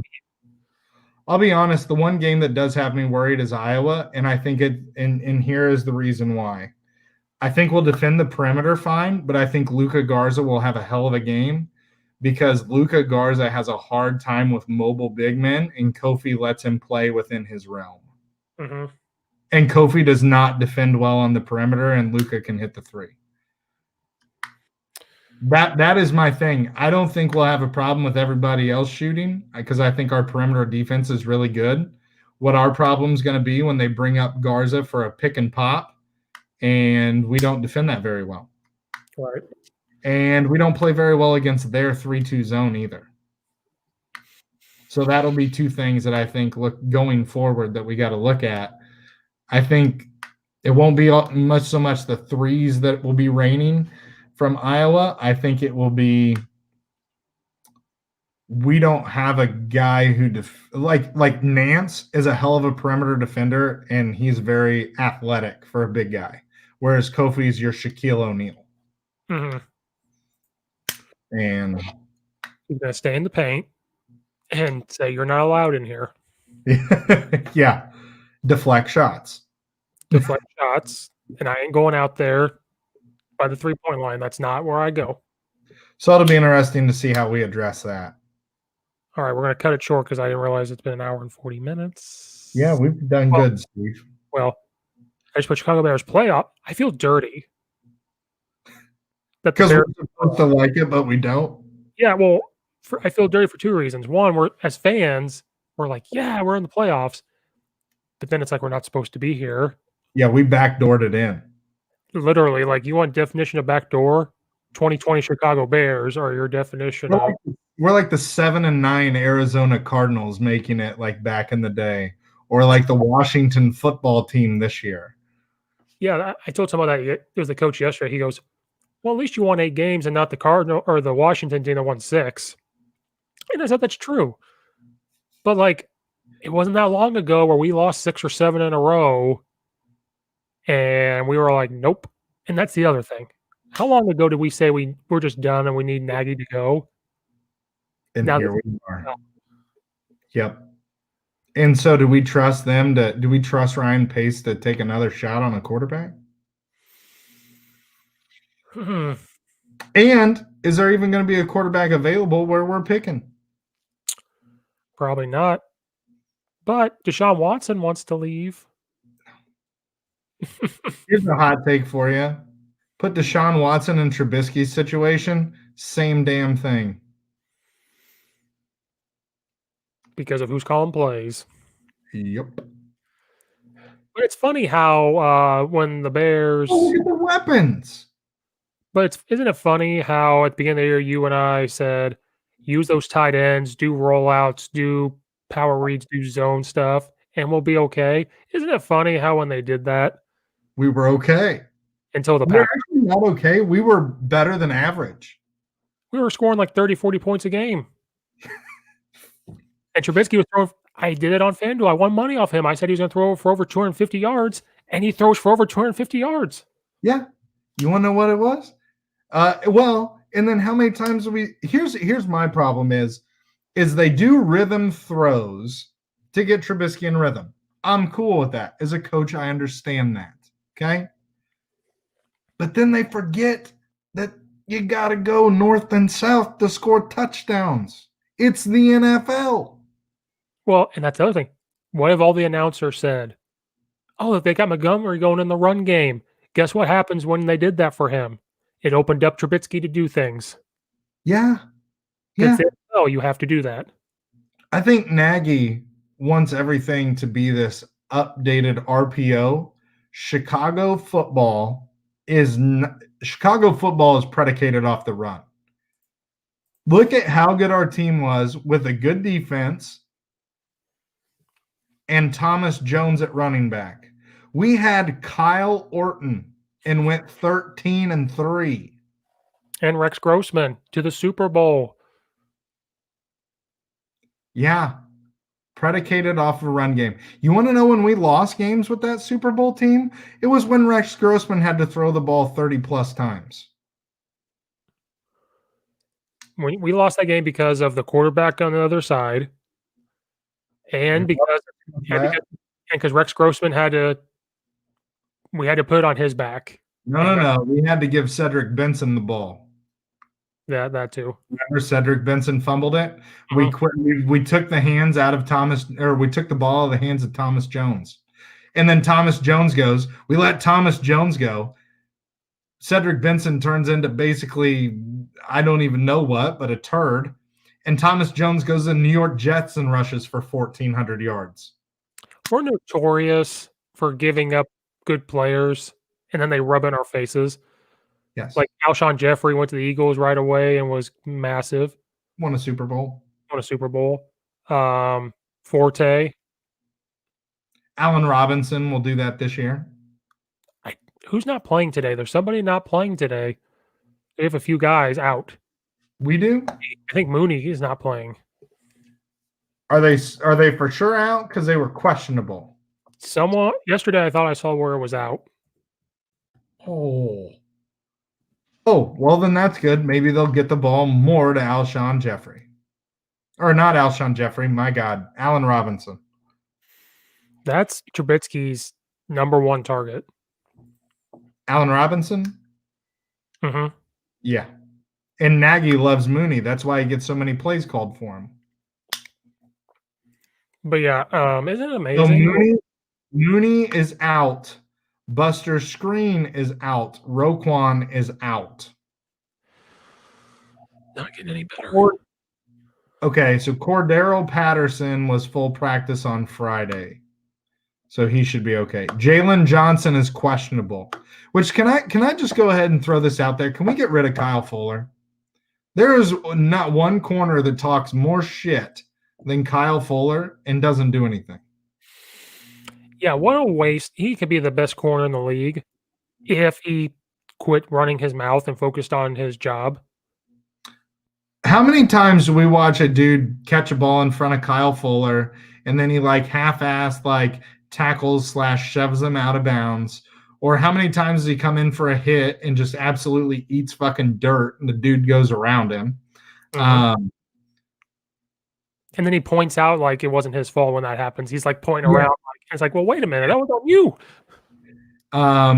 There's probably not a more overrated dude as opposed for his pay.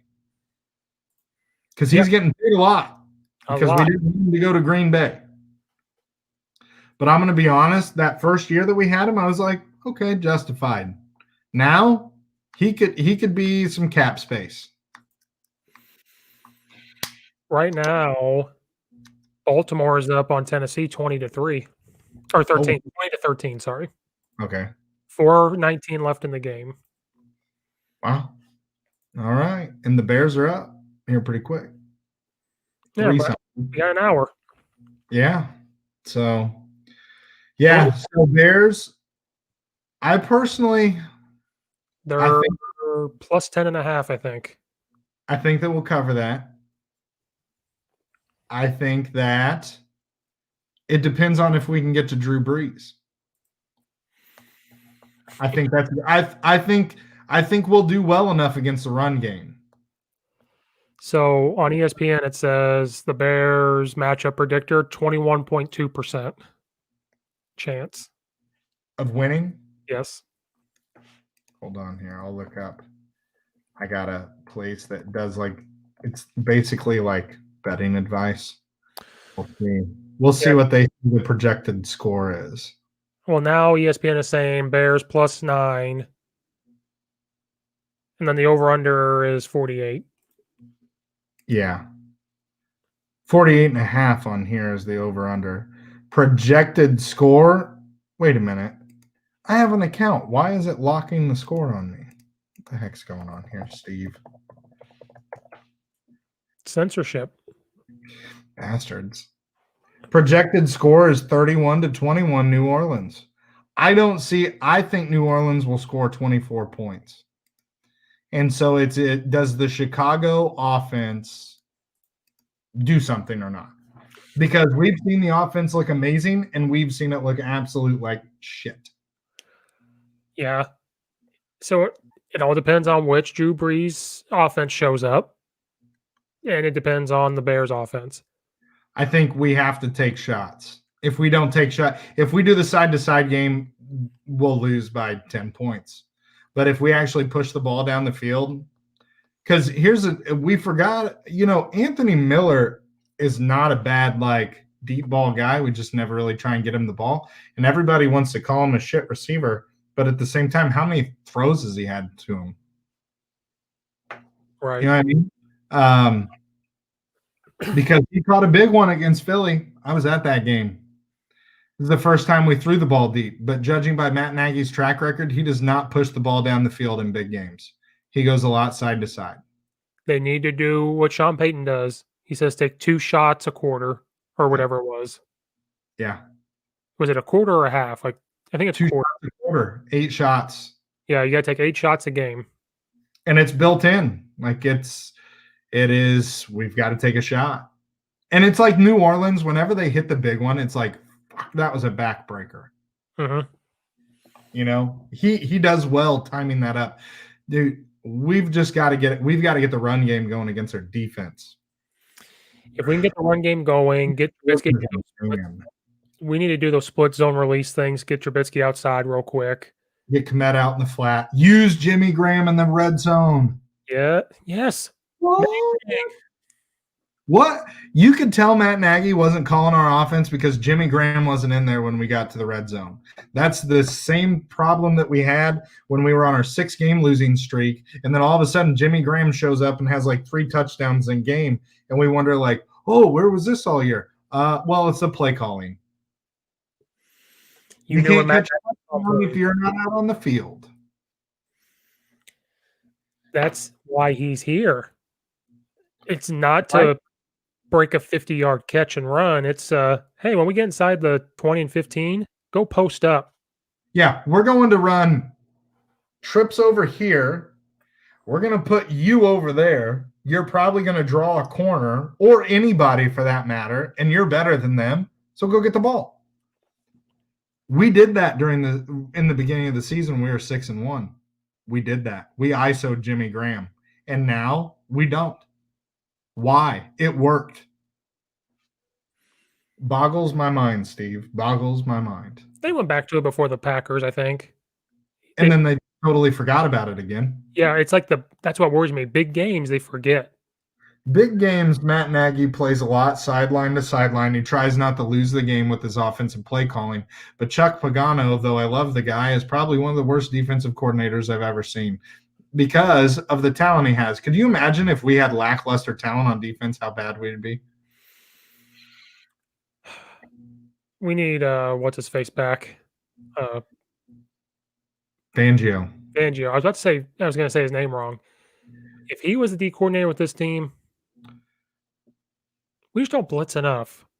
No, we're very base. When it's 3rd and 8 or 9, he drops everybody back. It's no, that'd be a time to pressure and get him to make a bad decision. Especially with Drew Brees, because, what is he, 2 weeks off of the ribs? Yeah. So, we're going to have to get to him. How are we going to get to him? We're at the stage now where people are chipping Khalil Mack with tight ends and running backs and all this other stuff. So we can't depend on him to get one-on-ones because they've never seen our defense without him. He was good that first year because it was hard to scheme it up, right? And nobody had really had success with him. And then all of a sudden it was like somebody entered a cheat code and everybody knew how to block Khalil Mack. Well, because we don't do stunts and blitzes and this and that. So it's he's lined up on the left. All right, that's where the tight end goes. Oh, he's on the right this time? Well, that's where the running back's going to go. I'll tell you something that I like is in those pass rushing situations, they will pair him up with Robert Quinn on the same side. Mm-hmm. And they'll do a stunt. That's pretty sick. But they don't do it enough.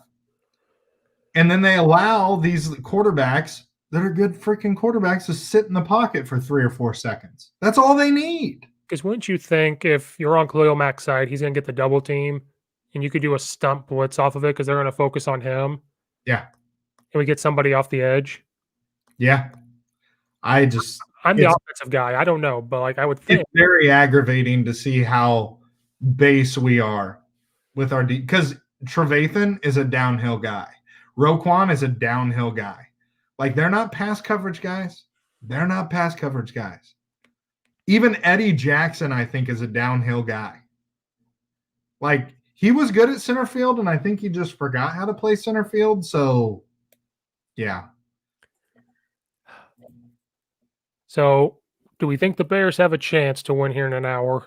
I think they have a chance because they're playing the game. But I do feel dirty that we're even talking Bears playoffs. Yes, and it's okay because we're about to go cleanse ourselves and watch Illinois basketball afterwards. Yeah, it's a win-win because if the Bears lose, we can be happy again watching Illinois basketball. If they win the game, then we got to play the Packers again. Shit. Which, by the way, did you? Oh, God, this is terrible. We're almost going on 2 hours. How did the bracket work out? They changed it. They changed it? Didn't they change it because of COVID? They were like messed it. I don't know. It's like the high seed plays Green Bay.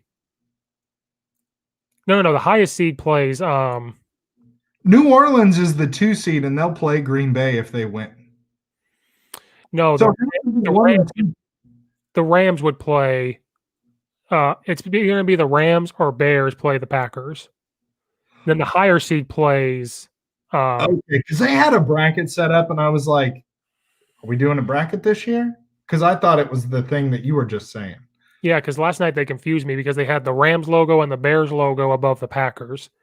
Then they had the Rams logo above who won? Who was the other NFC game? Tampa Bay. So it was like Tampa Bay. So I think it was the highest seed plays the lowest of the remaining. Right, and then lower. Right.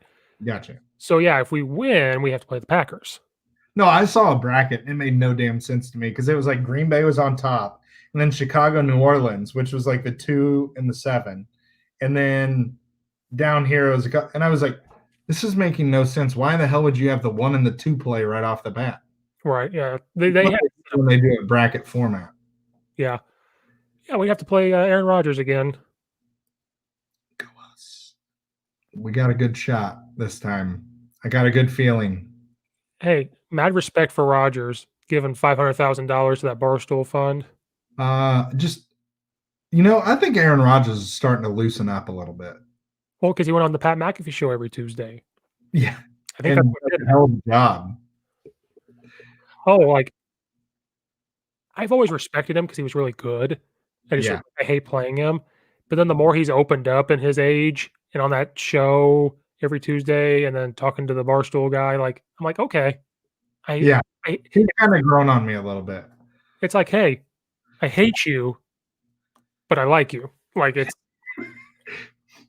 I will hate you for 2 weeks out of the season, possibly 3 this year. But everything outside of that, you're good. And you want to know what? If he's just absolutely kicking our ass, I even like him then. Like, okay, you're good, and I like you. But in a close game, if we ever have one of those with them, I will hate him. Well, like, did you watch that thing with Dave, the Barstool interview with him? Portnoy? No. It's because they did an Instagram live, I guess, and they put the video up later. And he was talking about, he goes, yeah, Big Cat tells me that he just doesn't like you. He's telling me a lot of bad things about you. And he goes, yeah, Big Cat tags me a lot of things. He doesn't like me very much. He said some mean things to me. But he wants me to come on the show, and I'm going to do it here at some point. And he goes, why does he hate you so much? He goes, that team in Chicago that I beat. And I'm like, you're not wrong. What is he, like 13-4 against Chicago or something like that? It's ridiculous. It's 13-2. Yeah, it's ridiculous. And I respect him because he's like, I'm going to give $500,000. He goes, I hope this wakes up my organization to donate money. Yeah. And I was like, God, why do you keep doing good things to make me like you when you play for Green Bay? I don't want to like you. Stop it. But all right, Steve. Well, we did it. 2 hours. Good job. All right. Thanks, Brad, for showing up. Yep. Thanks, applesauce. You Mr. butt. Applesauce. All right, guys. We'll see you. Are we going to do one next weekend? We're running out of sports. Nope, it's all good. We'll just build a shrine to Illinois basketball. We got Illinois basketball. We got the NFL playoffs. And Yeah. And the college football playoffs. So definitely one more meaty one.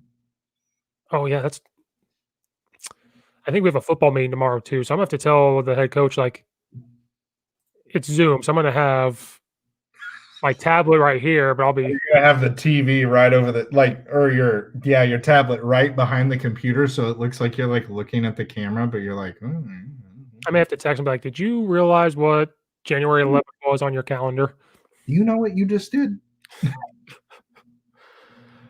All right, dude. Well, thanks everybody for watching. Thank you, Jacob. Jacob, you are number one. Number one.